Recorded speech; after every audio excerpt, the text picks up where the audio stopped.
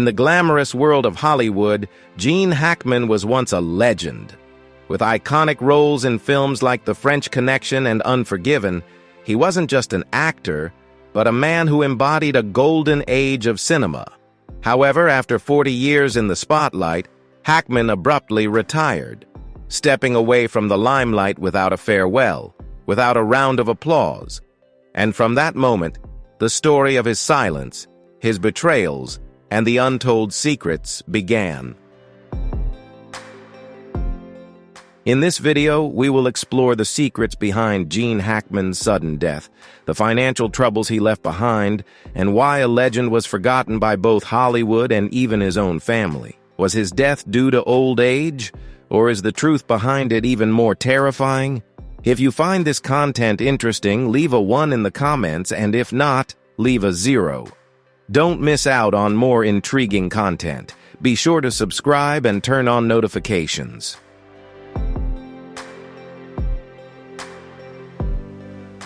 Gene Hackman's daughter now quietly utters spine-chilling words, as if peeling back the decaying layers of a legend shattered in the glory that he himself had built. No dramatic cries, no deep mourning. Leslie Hackman's strange, confused, and uneasy reaction shattered her already fractured family, sending chills through the public and turning news-hungry reporters into ravenous vultures. Gene Hackman passed away in a cold house filled with the stench of toxic gas. But the biggest surprise wasn't his death. It was the silence that had lasted for 2 decades, finally broken when Leslie spoke out.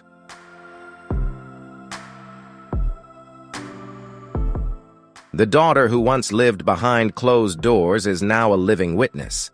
Instead of mourning with each word she speaks, like a knife peeling back a dirty truth no one dared to touch, Leslie Hackman has turned Gene Hackman's legacy into a nightmare, transforming it into a corpse. Behind her cold eyes and strange words, Leslie Hackman is hiding a dark secret.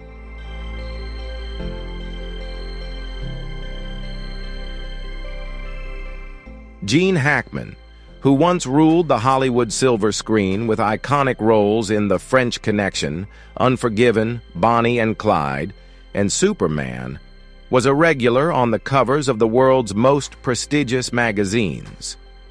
He strolled down red carpets, received roaring applause, and basked in flashing lights, attending lavish parties that lasted until dawn.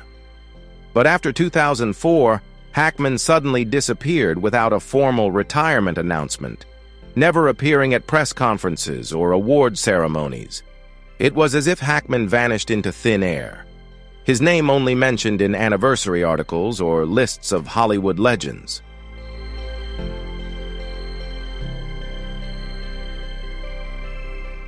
He then retreated further into silence, allowing the passage of time to pull the legend of his own name away from the spotlight of Los Angeles. Hackman and his 31-year younger wife, Betsy Arakawa, chose Santa Fe, New Mexico as their sanctuary, a $3.8 million home nestled among the majestic mountains. No lavish parties, no paparazzi lurking, just the 2 of them, 3 dogs, and afternoons passing quietly.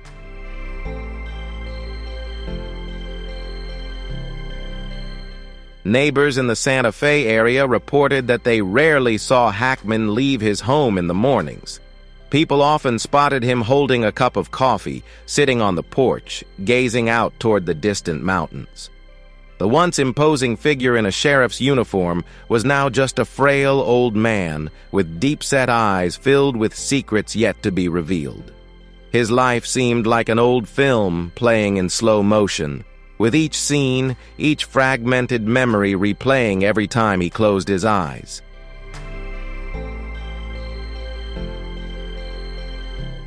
Betsy Arakawa, the woman whom Hackman's family had initially doubted when they first married, ended up being the one who stayed by his side the longest. She cared for Hackman with the patience of an experienced nurse, attending to each pill, each meal. But was that love truly pure? Or was Betsy like their house in Santa Fe, a safe fortress, yet also a cage that trapped Hackman's inescapable loneliness.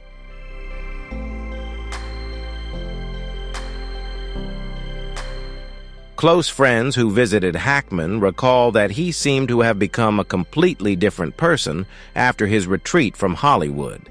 He spoke little, avoided discussing his career, and never revisited his own films. New scripts sent his way were promptly rejected by Betsy. In a recent interview, Hackman confessed, "I haven't watched my films in years. They're part of the past. They're not mine anymore."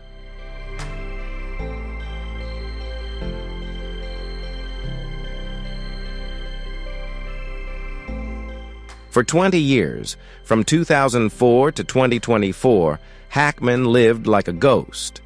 While his body remained, there were no grand events, no public appearances. The only time he was spotted was in 2023, when paparazzi captured a moment of Hackman and Betsy visiting a modest seafood restaurant.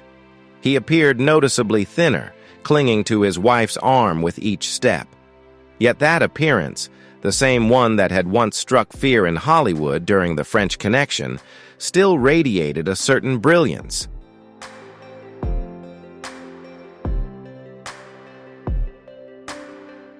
Neighbors recount that Hackman's house was often closed off, but on some late nights, they would occasionally hear small arguments. No one knew the content of these exchanges, but it seemed that Betsy always ended the conversations. No one dared linger near the house for too long, as there was an eerie energy that emanated from it, an energy that was both dark and unsettling.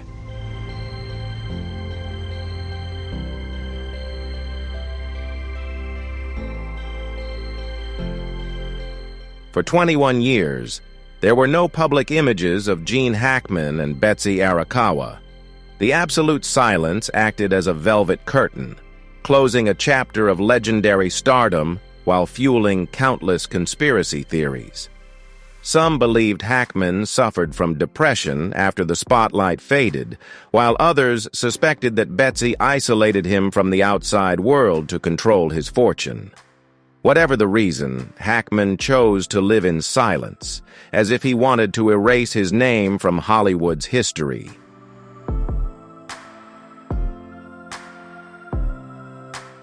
Everyone in Hollywood understood that disappearing didn't mean being forgotten, but for Hackman, it was a choice. He refused all interviews, even turning down honorary invitations like the Lifetime Achievement Oscar. People couldn't understand why someone who had once poured everything into his craft would turn his back on the very thing that had defined him. Hackman's silence was the first warning that no one who had lived in the bright spotlight for 40 years could disappear so easily. What did that silence hide? A family secret? A shocking will? Or a personal pain that Hackman had never shared with anyone? Not even his first wife, Faye Maltz, or his 3 biological children.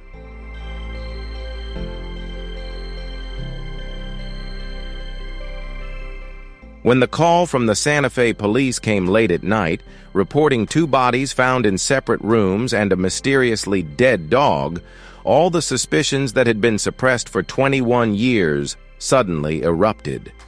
Gene Hackman, the legend who once dominated the silver screen, was now just a name in a coroner's report. The silence before the storm turned out to be just the opening chapter of a much darker, longer, and more painful story. A chapter that his own daughter, Leslie Ann Hackman, could not hold back tears when she held the will in her hands.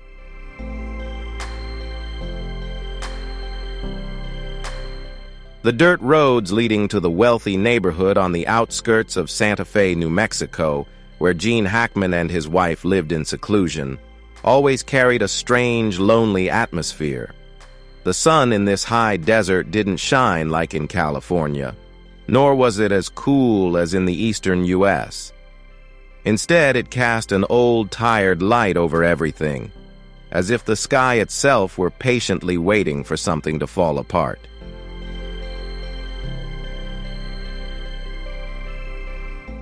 Gene Hackman's $1 million home sat quietly atop a hill. overlooking the rolling mountains, holding secrets that no one dared to touch. The neighbors surrounding the Hackman residence rarely saw the couple outside.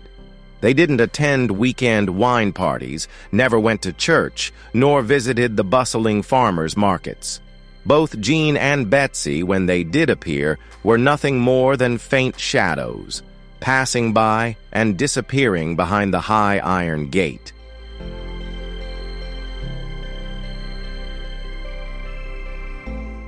It is said that around 6 a.m., when the sun still lingered behind the mountains, Betsy would quietly take the old dog out of the house. She moved slowly, her eyes darting around as if she feared someone might be watching. The heavy steps of the dog seemed to echo the tension that enveloped the house. Less than 15 minutes later, Betsy would return with the dog, gently closing the gate, as if afraid that the sound might wake the sleeping spirits within the walls of Gene Hackman's home.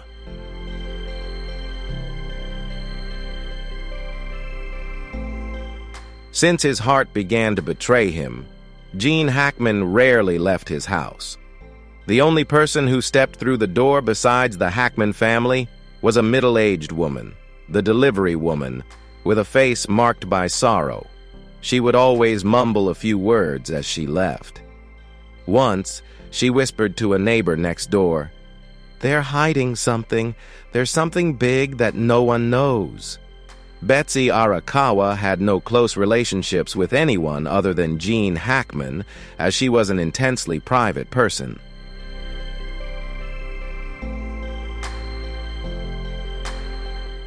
But an elderly neighbor, living just behind Hackman's fence, confirmed that Betsy often made phone calls in the backyard. Her voice was so soft that outsiders couldn't catch the content, but occasionally, a few words slipped through the trees. "He's getting worse. No, we can't let anyone know. This house isn't safe." These calls, according to the neighbor, always ended with a quiet sigh of relief, as though Betsy were carrying the weight of the entire sky on her shoulders. Who was on the other end of the line, Betsy's relatives or someone who held the secrets of the Hackman family? No one knew.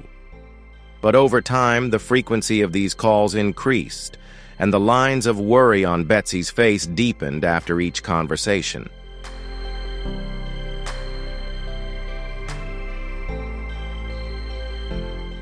Gene Hackman's home, once praised by the media as an architectural masterpiece amidst the wilderness, was, to those who had entered, a place colder than any they had ever known.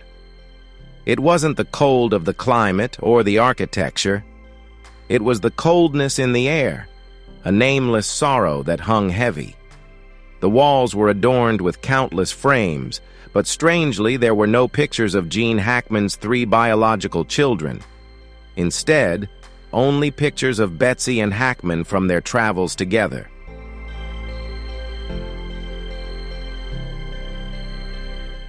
Hackman's children, once running around the backyard of his Los Angeles home, had completely vanished from his life. Gene Hackman never publicly disclosed his health condition, but according to neighbors, many believed Hackman had been battling numerous ailments, from heart disease to arthritis and spinal degeneration. However, the most terrifying affliction wasn't the medical diagnosis, it was the invisible obsession that haunted the aging legends of Hollywood. From Marlon Brando and Katharine Hepburn to Greta Garbo, all the greatest icons of the Golden Age shared one tragic fate: being forgotten while still alive. For Hackman, once a box office titan, who ensured his name was synonymous with success for 3 decades, seeing himself slowly fade into obscurity, remembered only as an old legacy, was perhaps the disease that most ravaged his soul.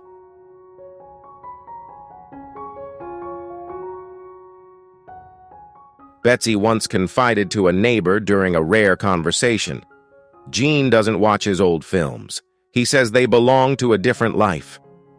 That was how Hackman severed the last thread connecting him to Hollywood, to his glorious past. But the truth was, Every night as the house fell into silence, Betsy would see him standing by the bedroom window, gazing at the distant mountains, whispering something to himself. Those whispers behind the door weren't the wind or hallucinations. They were unfinished conversations between Gene Hackman and his former self, the man who once stood in the dazzling spotlight, believing that the glory would last forever. But when the door closed and the Hollywood lights dimmed, all that remained was Gene Hackman, an old man alone and lost in his million-dollar home. And beyond that door, beyond the cold iron fence, the world kept turning. No one remembering Gene Hackman except for the whispers, waiting to become reality.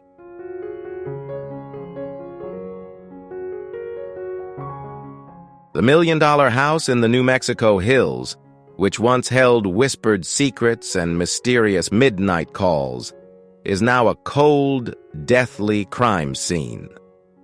Red and blue lights flashing from police cars reflect off the adobe walls, casting an eerie glow on the night sky. Local residents quietly stand behind wooden fences, trying to imagine what could be happening inside the home that had been silent for years.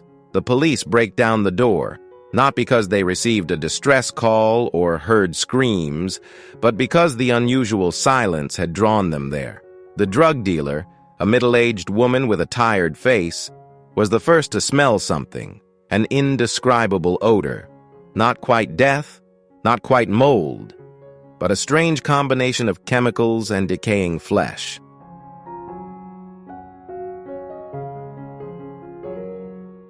When the door opened, what greeted the investigators was not a chaotic murder scene, but an absolute silence. Gene Hackman and Betsy Arakawa, two decomposed bodies, lay in separate rooms, each positioned differently, but sharing the same fate. Gene Hackman was lying on his back on the bed, the blanket pulled up to his chest as if he had simply fallen asleep after a long, tiring day.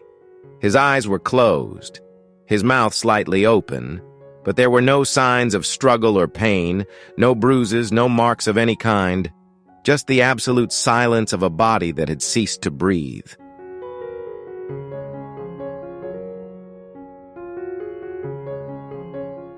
Betsy Arakawa, just a few steps away in the room, was slumped beside the bed, her arm still gripping the landline phone, one of the few items left from when they moved in. The phone showed no signs of an incoming call. No one knew if Betsy had dialed anyone, but her eyes were wide open, pupils clouded, staring at the window where the last light of the evening still lingered. Had she tried to call someone? Surely she must have been the first to notice something was wrong in the house.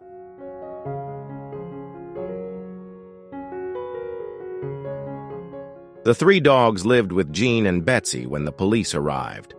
Two of them were still alive, huddled beside their owners' bodies, their eyes red from fear and exhaustion.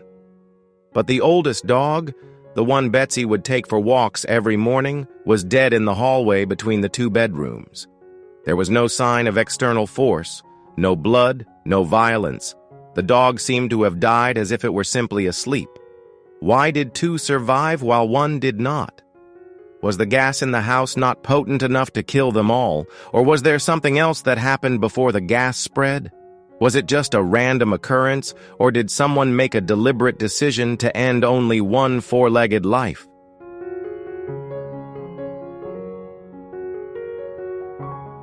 The forensic team immediately checked the heating system, gas pipes, and appliances in the house. The results sent a chill down everyone's spine. No sign of carbon monoxide leaks, no gas stoves turned on, no electrical short circuits. The toxic gas that spread throughout the house didn't seem to originate from within the house itself. The quick analysis left the entire investigation team silent. There was hydrogen sulfide in the air, a deadly gas with the smell of rotten eggs, but very difficult to detect in low concentrations. The source was unclear. It didn't come from the plumbing or the drains. and it appeared to have been introduced into the house from an external source, or worse, from inside the house itself.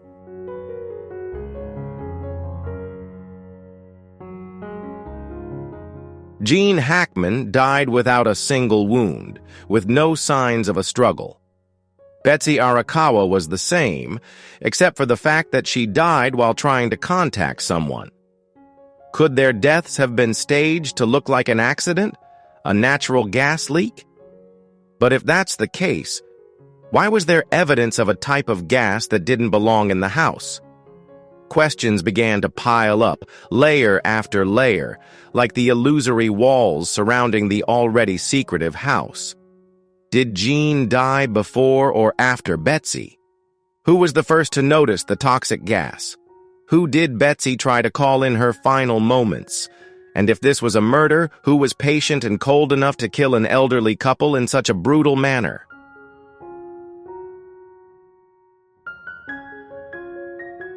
The irony is that all three of Gene Hackman's children, despite not being as close to their father as before, had always mentally prepared for the day their 94-year-old father would pass away.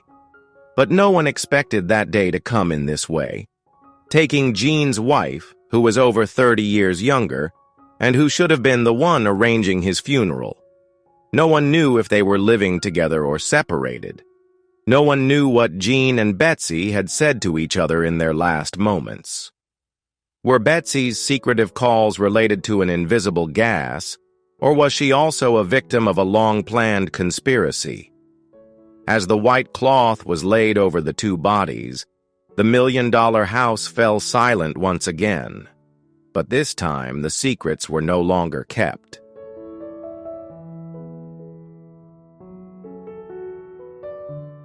Gene Hackman and Betsy Arakawa's funeral was quiet, much like the final years of their lives. There were no paparazzi, no media, just their closest family. But beneath the surface of that silence was an undercurrent of unanswered questions and suspicious glances weaving through those considered family. No one was prepared for the shock of losing both Gene and Betsy at the same time, but that shock paled in comparison to the earthquake that erupted when Gene's personal lawyer announced that his will had been updated just a few months before they passed. A will that not only redistributed millions of dollars, but also revealed financial secrets, strange investment decisions, shady dealings, and most importantly, simmering conflicts among the Hackman family members.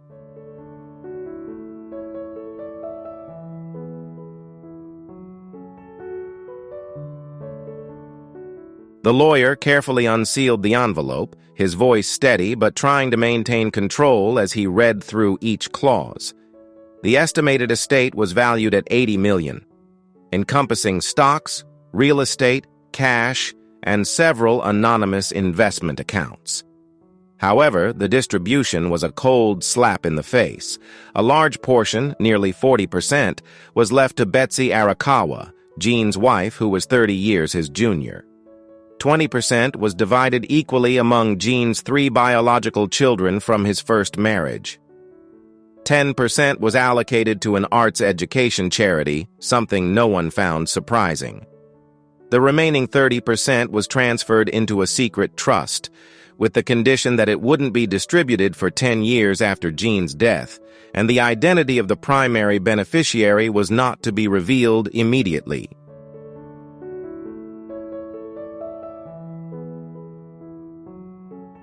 Who is the secret beneficiary? Why did Gene choose to distribute his wealth in such a way? The lawyer further explained that because Gene and Betsy died almost simultaneously, no one could determine the order of death. According to New Mexico inheritance law, when the order of death cannot be proven, assets are treated as if both individuals died at the same time. This meant that Betsy's portion of the inheritance would not be passed directly to her family, but would revert to Gene's estate. Gene's 3 biological children, who had initially received only 20%, now found themselves facing the potential redistribution of Betsy's assets from someone they had never truly considered their mother. Betsy became an invisible figure in her husband's will. At the funeral, they remained silent, but once the lawyer's office door closed, the long-suppressed family conflicts that had been simmering for decades exploded like a ticking time bomb.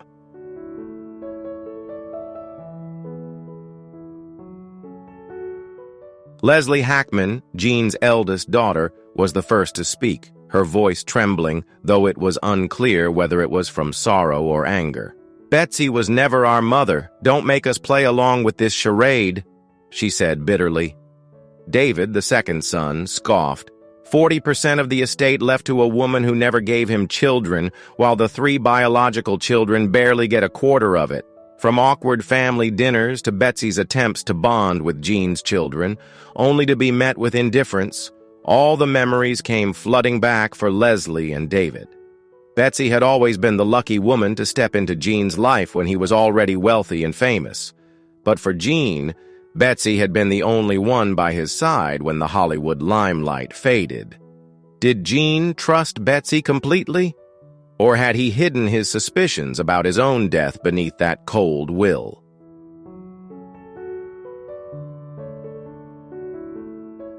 During the asset inventory process, a series of anonymous investment accounts were revealed. Gene Hackman, a man who had never publicly shown interest in cryptocurrency, owned a large number of shares in companies involved in artificial intelligence and biological data. In fact, just weeks before his death, Gene transferred a large sum, nearly $2 million, into an offshore account in the Cayman Islands. Why would a seasoned actor nearing the end of his life get involved in such mysterious financial transactions?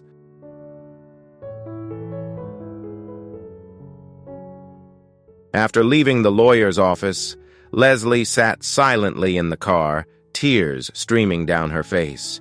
Not only because she had lost her father, but also because of the truth about his life. The father she had once idolized was now brutally exposed before her. He wasn't just a loving father, but also a man of calculations, with financial secrets, shady dealings, and hidden assets. All of this painted a completely different picture of Gene Hackman than the man who used to watch movies with his daughter every night. "Perhaps we never truly understood him," Leslie muttered. The multi-million-dollar inheritance, instead of being a bridge connecting the family, turned out to be a sharp knife that severed the fragile family ties. A vast fortune, but at the cost of a broken family.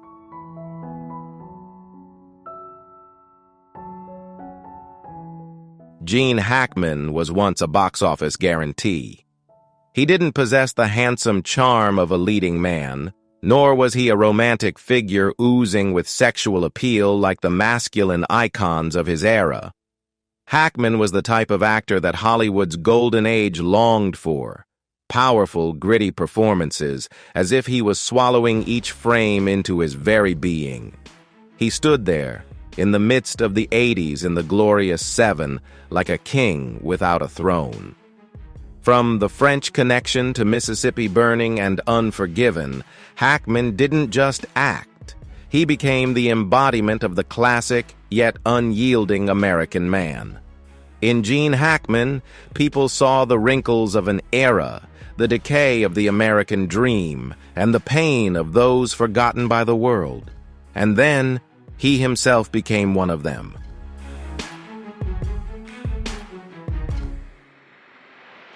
In 2004, Gene Hackman announced his retirement quietly, without fanfare, and without a final blockbuster film to wave goodbye to Hollywood. He disappeared, stepping away from the screen, citing health reasons, but everyone knew that was only the tip of the iceberg. Hollywood had no more room for Gene Hackman. The grizzled old men, symbols of a serious film era where script and acting were paramount, had become relics of the past. The industry he had helped shape had now turned into a money-making machine, where young faces, superhero franchises, and CGI films devoured all the old values. No one called for Hackman anymore. The producers and directors who once begged for his autograph now quietly forget his name, like an old, outdated memory. Gene Hackman didn't retire. Hollywood had retired.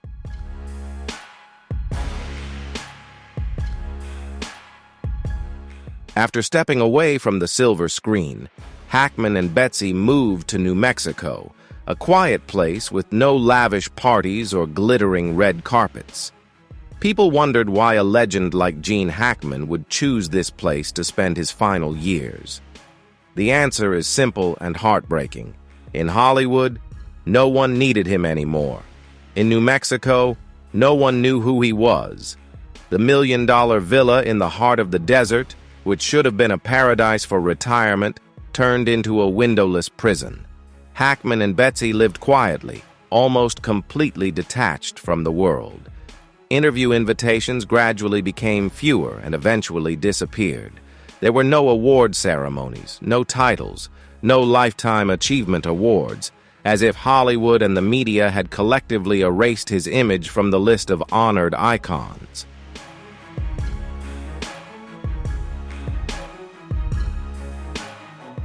Gene Hackman lived his final years as a ghost king, the king of Hollywood who once wore the crown, but was later rejected and forgotten by the very kingdom he helped build. The most bitter reality for Hackman was that his final great role would never be filmed. There was no script, no director, no lights, no cameras, only 4 walls, a few aging dogs, and a wife watching the daily. The decline of the man she loved. Hackman was never afraid of death. He once said, "If I die alone one day, I won't be surprised." That's the fate of those who live too long in the limelight. But his departure was not just a biological end. It was a sentence, a brutal finale handed down by Hollywood for those brave enough to age, to refuse to bow down, and to live true to their essence.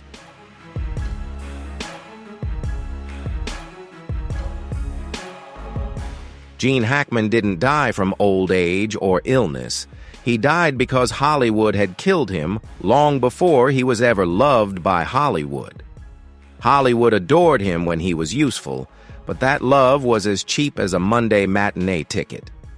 When Hackman no longer brought in profits, no longer earned Oscars or provided sensational interviews, that love evaporated, disappearing as if it had never existed.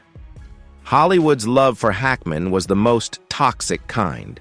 It loved him while he was valuable and discarded him when he became a burden.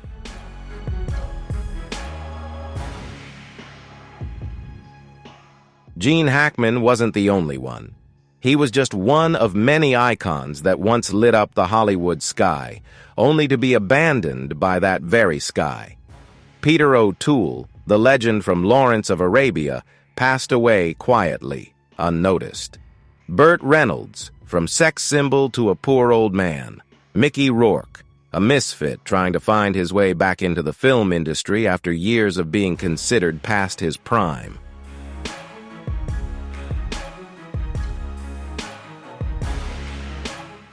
Gene Hackman carried the tragedy of an entire generation. Those who dared to act from the heart, lived outside the glamorous mold, and grew old in the most natural way.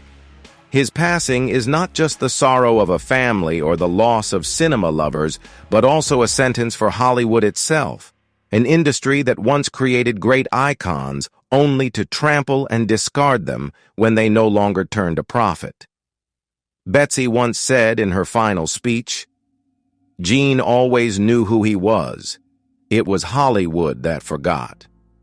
The verdict for Gene Hackman had been handed down long ago, but his passing is the final chapter. Hollywood didn't kill Gene Hackman in a day. It killed him piece by piece through neglect, turning its back on the cheapest love a former king could ever receive.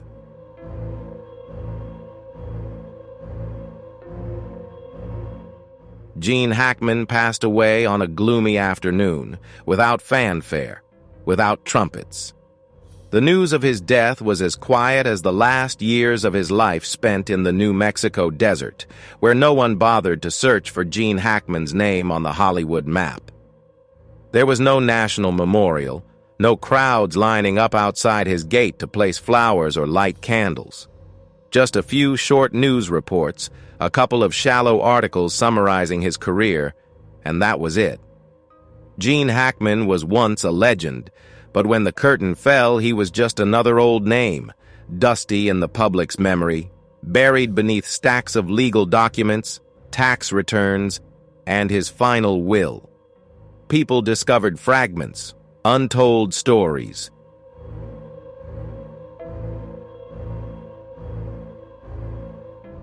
Hackman's will not only determined the fate of his multi-million-dollar estate, but also raised a series of significant questions about what he had kept hidden for decades. An unnamed portion of his assets, investments, and transactions carried out through foreign companies formed a financial maze that even his personal lawyer couldn't fully unravel.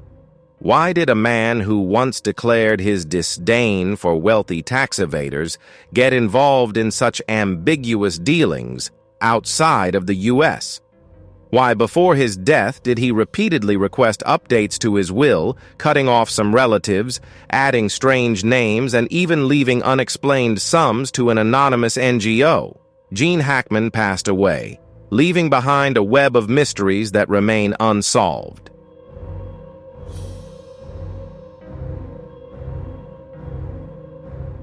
Gene Hackman's death was initially reported as due to old age and complications from chronic heart disease.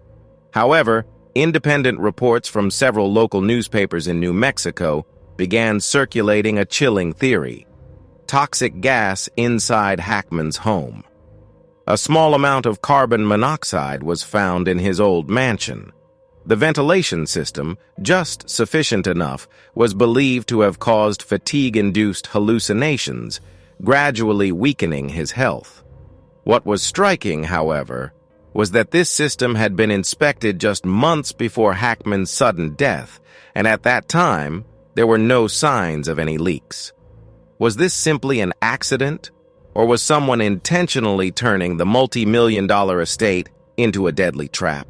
Could Hackman's financial secrets be connected to this mysterious death? Local authorities opened an investigation, but as Hollywood lost interest, everything fell into silence.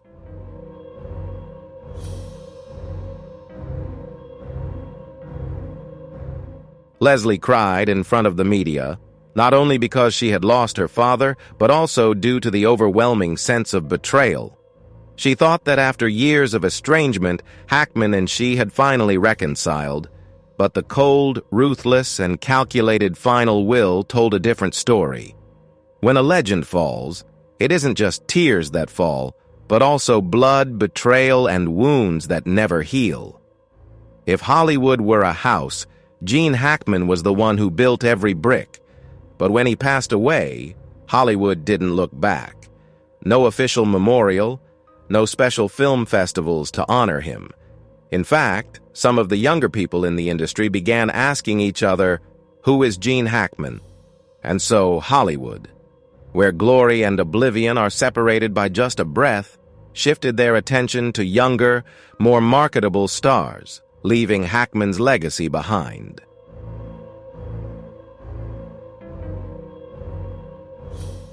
Gene Hackman, once hailed as the unthroned king of Hollywood, ultimately passed away as a stranger on the very land he bled and shed tears to build.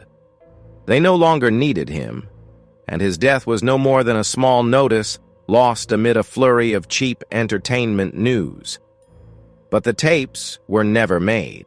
The public, Hackman's family, remained silent. The media gradually forgot, and Gene Hackman's secrets went with him to the grave, at least until someone finds the courage or cruelty to unearth them.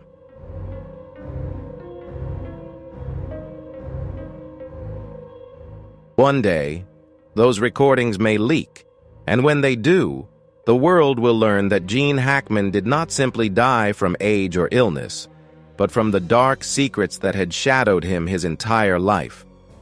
But that day has yet to come. The curtain has fallen, and Gene Hackman, the betrayed king, is now nothing more than a ghost in Hollywood. Gene Hackman has gone, taking his rotting secrets to the grave, leaving behind not a gift, but a blood curse.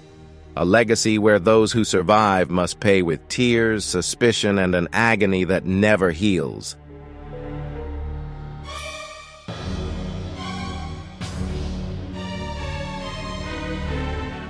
We can only wonder, will the truth about Gene Hackman ever be revealed, or will it remain one of the unsolved mysteries forever? Share your thoughts about this story in the comments, and don't forget to like, share, and subscribe so you never miss out on exciting content. See you in the next video.